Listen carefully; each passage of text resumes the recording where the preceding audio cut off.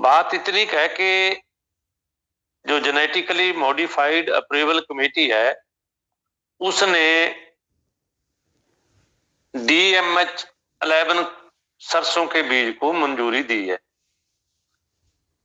DMH11 का जो नाम है पूरा, उसका मतलब है Dara mustard hybrid 11। Dara mustard, mustard mean सरसों, हाइब्रिड 11। इसमें उन्होंने एक तो ये बात बता दी कि इसके नाम पे उन्होंने हाइब्रिड लगा दिया है नाम पे, ताकि जब भी कोई पढ़ेगा इसको वो कहेगा कि दारा, दारा एक तेल आता है ना सरसों का, दारा मस्टर्ड हाइब्रिड 11। क्योंकि पहले भी हमारे पास इसकी 4 वैरायटियां हैं दारा मस्टर्ड हाइब्रिड की, 1 नंबर, 2 नंबर, 3 नंबर, 4 नंबर।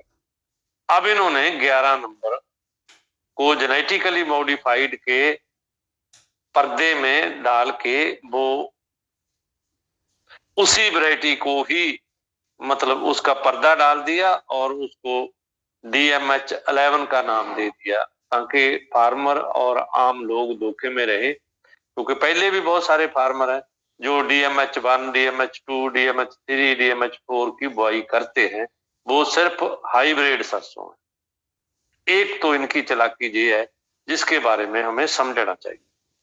दूसरा, आज ही आपने अखबारों में पढ़ा है कि हमारी सरकार ने सुप्रीम कोर्ट में जो हल्फनामा दायर किया है, उस हल्फनामे में इन्होंने कहा है कि इसका जो इसके बारे में जो खदशे प्रकट किए जा रहे हैं कि इस सरसों के आने से लोगों को नुकसान होगा, हेल्थ को नुकसान होगा, कंज्यूमर को भी नुकसान होगा और फार्मर को भी नुकसान होगा, वो मतलब खदशे हैं, वो मतलब सुपरफिशियल है, वो रियल नहीं है। इसलिए डरो मत, आराम से इसको उगाओ और खाओ। अगर कोई प्रॉब्लम आएगी 4 साल बाद हम फिर देख ले, क्योंकि इनको अभी इन्होंने 4 साल के लिए रिलीज किया है कि 4 साल पहले इसको हम असेसमेंट करेंगे। वो भी कैसे कि लोग सीधा खाएं, बोएं, खाएं और फिर उनके हेल्थ पे क्या असर पड़ेगा, वो फिर वो एक कमेटी बनाई है इन्होंने, वो असेस करेगी। असेस करने के बाद फिर वो उसको आगे और ज्यादा एक्सटेंशन दे देगी, जेड़ा कि ये है कि दे ही दे। इसमें एक बात तो ये है कि जेनेटिकली मॉडिफाइड टेक्नोलॉजी है क्या? ये एंटी नेचर जब हम इसको बोलते हैं, इसको हम एंटी नेचर क्यों बोलते हैं? उसकी वजह ये है कि नेचर में जितनी भी चीजें हैं वो एक खास ग्रुप में मतलब उनका इंटरेक्शन होता रहता है। जैसे हम कहते हैं नींबू जाति के बूटे, नींबू जाति के बूटे में माल्टा भी आता है, मौसमी भी आती है, संतरा भी आता है, नींबू भी आता है, मतलब ये किन्नू भी आता है, वगैरह वगैरह। इनके अंदर मतलब अपने इस एक जाति के अंदर पौधों में जीन ट्रांसफर होते रहते हैं और उसमें तब्दीली होती रहती है, वो एक दूसरे के तरीके से हाइब्रिड होते रहते हैं। जैसे आदमी भी अपने आप में एक हाइब्रिड जीव है। हमारी माँ कहाँ से आई, हमारा पिता कहाँ से आया, और उनके इंटरेक्शन से हम पैदा हुए और वो आगे कैसे पैदा हुए। इसलिए ये भी जो सारा इंटरेक्शन मतलब ये एक सेम तरीके का है, पर है ये नेचुरल इंटरेक्शन। इसमें अननेचुरल इंटरेक्शन अगर हम देखते हैं जानवरों में, कैटल में, वो हम देख सकते हैं ऐसे कि घोड़े का और मतलब गधे का, मतलब उसका एक का मेल एक का फीमेल का जब हम इंटरेक्शन कराते हैं तो उसको हम पंजाबी में बोलते हैं कि जो उसमें बच्चा आता है दोनों के इंटरेक्शन से, उसको खच्चर बोलते हैं हमारे। पता नहीं आप अपने मतलब एरिया में क्या बोलते हो। तो खच्चर में क्या मतलब प्रॉपर्टी होती है? खच्चर में ये प्रॉपर्टी होती है कि वो उसका स्टेमिना ज्यादा होता है, वो बाहर ज्यादा खींचती है, लेकिन उसमें एक बात होती है कि वो बच्चा नहीं पैदा कर सकती। खच्चर कभी भी बच्चा पैदा नहीं कर सकती। गधा और गधी के मेल से जब भी उनका इंटरेक्शन होता है तो एक मतलब गधे का बच्चा पैदा होता है, घोड़ा घोड़ी से होता है तो एक बच्चा पैदा होता है। और अगर ऐसा इंटरेक्शन जब कर देते हैं हम, जैसे आदमी ने कराया, तो उससे क्या होता है कि बच्चा तो पैदा होता है लेकिन वो बच्चा आगे बच्चा पैदा करने के योग ही नहीं होता, वो बच्चा पैदा कर ही नहीं सकता। एक बात तो ये है कि ये जो मतलब टेक्नोलॉजी है, ये एंटी नेचर इस रूप दे विच है कि ये मतलब किसी वनस्पति में किसी जीव के जीन को डाल देना, किसी जीव में किसी सॉइल के मतलब जीन को डाल देना, किसी सॉइल के जीन को किसी मतलब वनस्पति के या क्रॉप के जीन में डाल देना। और उसमें क्या है, ये जो कह रहे हैं ना कि ये नहीं, ये खतरनाक नहीं है, उसमें ये दो मैं एग्जाम्पल आपके सामने रखूंगा कि खतरनाक क्यों है। अभी तक पूरे यूरोपियन यूनियन की जो कंट्री हैं, उन्होंने अपने कोई भी जेनेटिकली मॉडिफाइड मतलब क्रॉप को इजाजत नहीं दी है। यूरोपीय यूनियन के अंदर जितने भी कंट्री हैं, वहां आप जीएम सीड कोई भी लगा नहीं सकते। जीएम को वहां कोई भी मतलब वो नहीं देते, हम मतलब वो तवज्जो नहीं देते और जीएम लगाने के लिए वहां मनाही है। एक बात तो ये है। उसमें एक बात ये सामने आती है, कुछ लोग एक ये दलील भी देते हैं कि ये जो यूरोपियन कंट्री है, इनका अपना एक हिस्टोरिकल बैकग्राउंड है, जिनका अपना कोई कल्चर है, तो वो कहां से आए, वो एक कल्चर्ड सोसाइटी है। लेकिन जो यूएसए है, ये इसका अपना कोई कल्चर नहीं है, ये एक सोसाइटी तो जरूर है लेकिन इसका कोई कल्चर्ड बैकग्राउंड नहीं है। और जिस करके इन्होंने सबसे पहले ये काम किया है, ऐसा जो अपराध किया है कुदरत के साथ, जो अब आगे ये अपराध करने चाहते हैं मानवीय जीवन के साथ, वो अपराध यही कर सकते हैं। इसलिए क्योंकि जो जिस सोसाइटी से हम आते हैं, हमारा भी तो एक कल्चरल बैकग्राउंड है, और उसमें आप क्योंकि हमारे कल्चरल बैकग्राउंड में होता है ना कि हम कहां से चले कहां से आए। अमेरिका में कौन कहां से आया है, वो तो बिल्कुल ही ऐसी सोसाइटी है, कोई कहां से भी आया और बस गया। ये जितने भी ये देश हैं, खास करके अमेरिका है, इनका अपना तो कोई मतलब कल्चरल बैकग्राउंड ही नहीं है। इस करके ये ऐसी मतलब जी आज्ञा देते हैं। दूसरी बात, मैं एक एग्जांपल आपके सामने ये रखना चाहता हूँ कि जो मोनसेंटो कंपनी है, जिसने सबसे पहले, ये बायर और मोनसेंटो दोनों ऐसी कंपनी है, अमेरिका बेस्ड कंपनी है, जिन्होंने जीएम टेक्नोलॉजी को डेवलप किया है। और मोनसेंटो की कैंटीन में लिखा हुआ है कि जहां जीएम फूड सर्व करने की मनाही है। मतलब जितने भी उस कंपनी में काम करने वाले लोग हैं, उनके लिए मनाही है। बिल्कुल उसी तरह ही जैसे आप हमारी पार्लियामेंट में कोका कोला को, पेप्सी को वगैरह वगैरह जितने भी, ये मैं सबका नाम नहीं जानता क्योंकि मैं कभी पुते ही नहीं यार, मैं तो देसी जाट आदमी हूँ, इसलिए मैं सबके नाम नहीं जानता। लेकिन आप जिसको हम कहते हैं कोई भी कोल्ड ड्रिंक, हमारी पार्लियामेंट की कैंटीन में नहीं आप सर्व कर सकते। आप अपने घर पे सर्व करो, लोगों में सर्व करो, ठीक, आप कहीं भी और मतलब किसी पब्लिक प्लेस पे सर्व करो, लेकिन उसको आप पार्लियामेंट की कैंटीन में नहीं सर्व कर सकते, ना कोक को, ना पेप्सी को, ना वगैरह वगैरह जितने भी ये सो कॉल्ड चलते हैं कोल्ड ड्रिंक्स। क्यों? क्योंकि वहां इंपॉर्टेंट लोग हैं ना यार, उनकी हेल्थ नहीं ना खराब होनी चाहिए। तेरी मेरी हो जाएगी, उसमें क्या फर्क पड़ता है?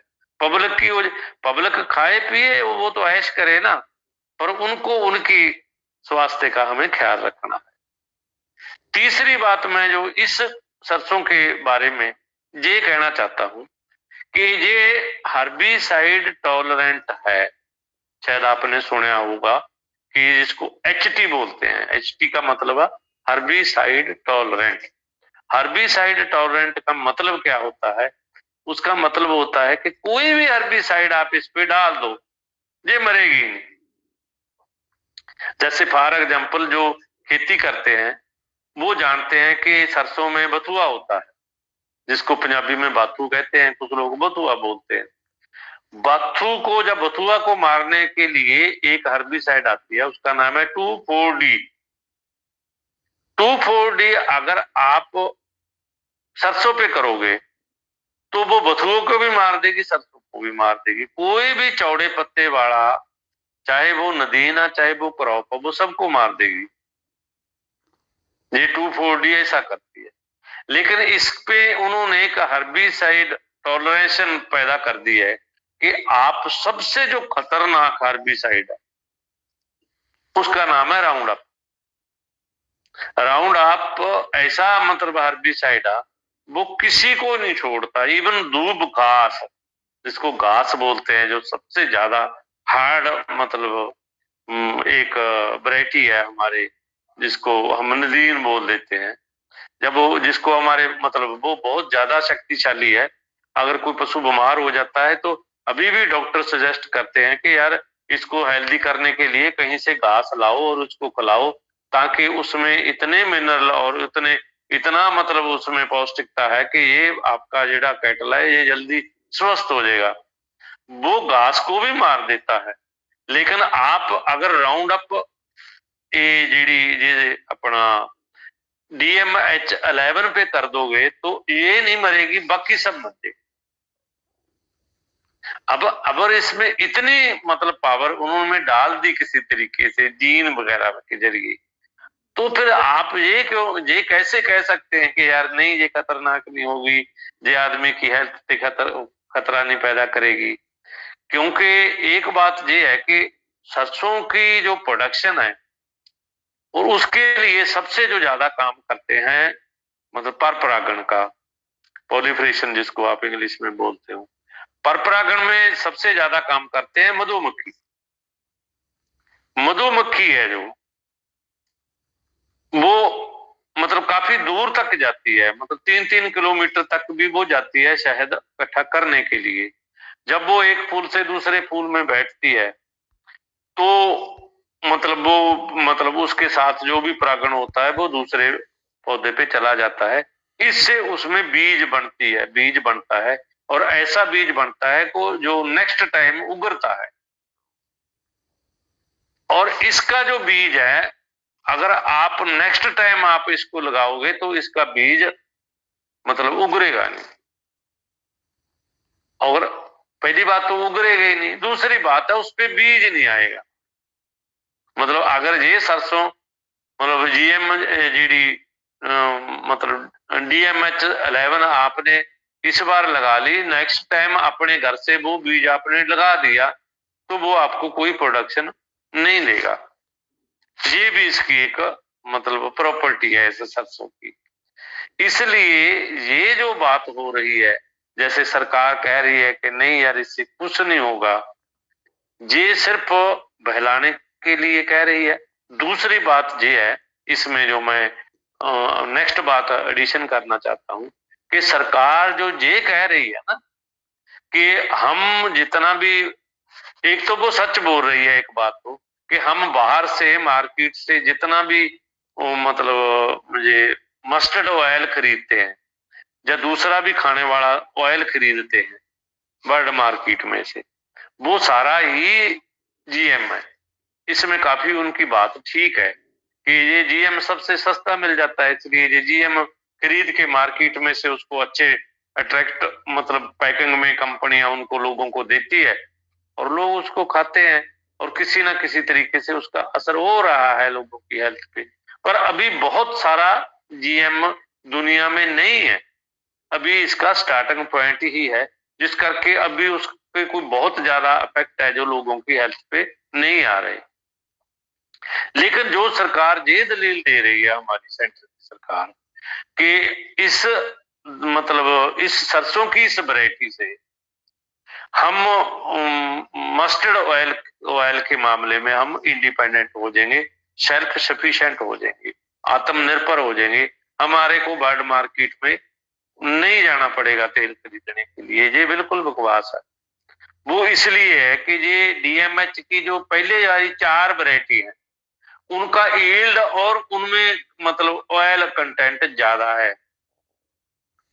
जो पहले 4 वैरायटियां तो इसी वैरायटी की है, जो इससे यील्ड में भी ज्यादा है और उसमें ऑयल कंटेंट भी ज्यादा है।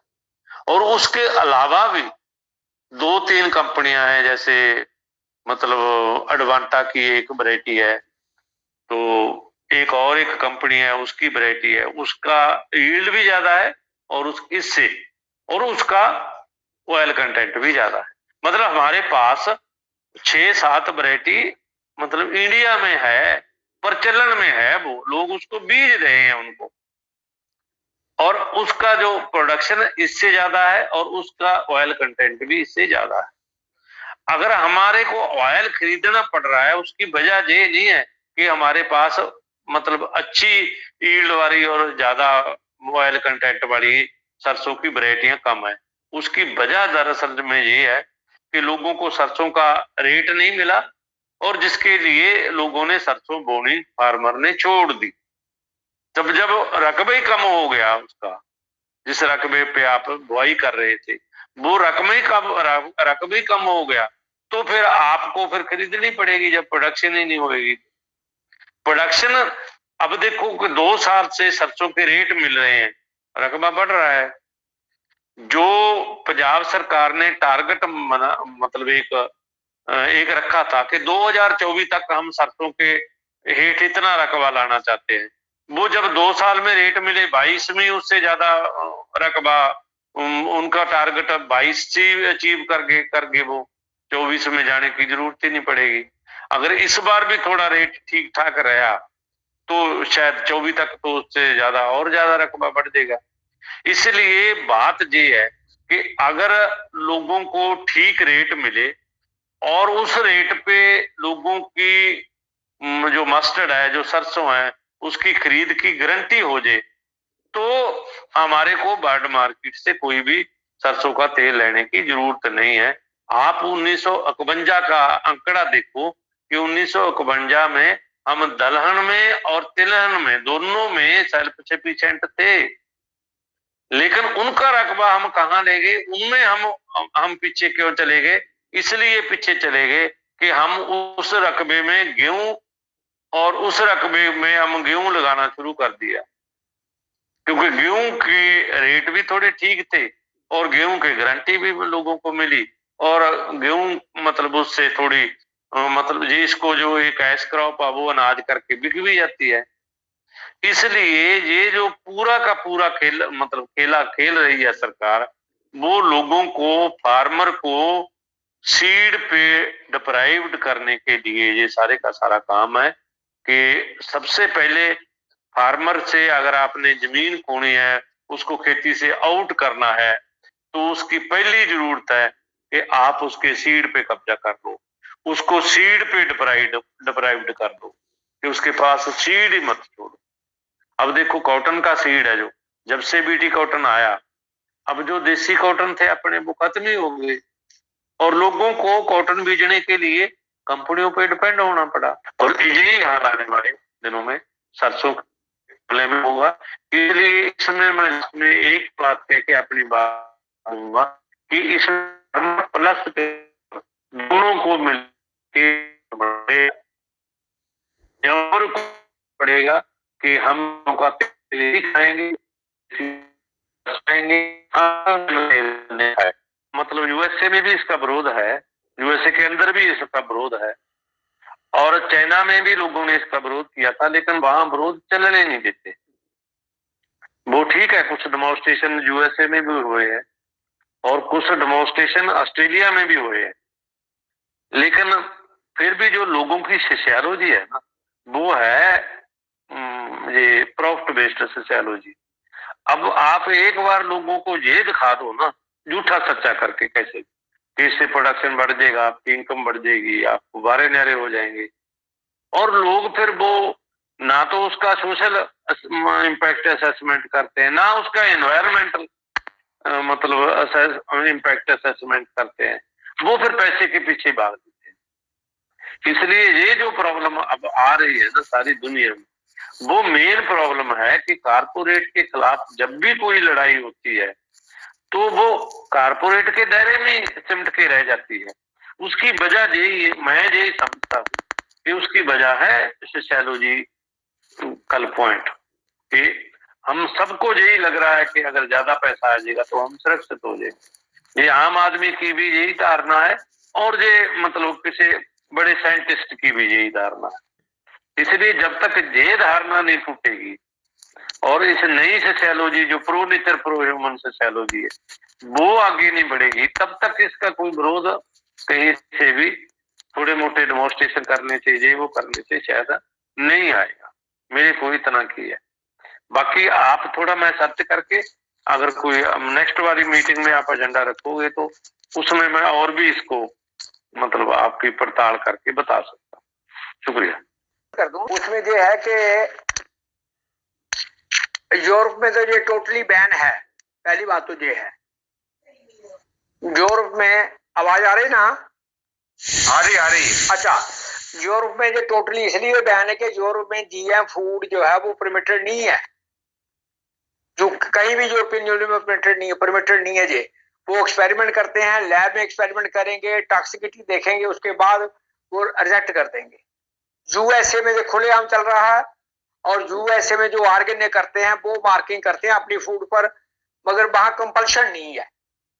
इंडिया में क्या लिखा है कि इंडिया में अभी ये फूड अमेंडमेंट की है इन्होंने, इंडिया वालों ने, कि अगर आप 2 से 3% जीएम कंपोनेंट किसी फूड में डालते हो वो लिखने की जरूरत नहीं है।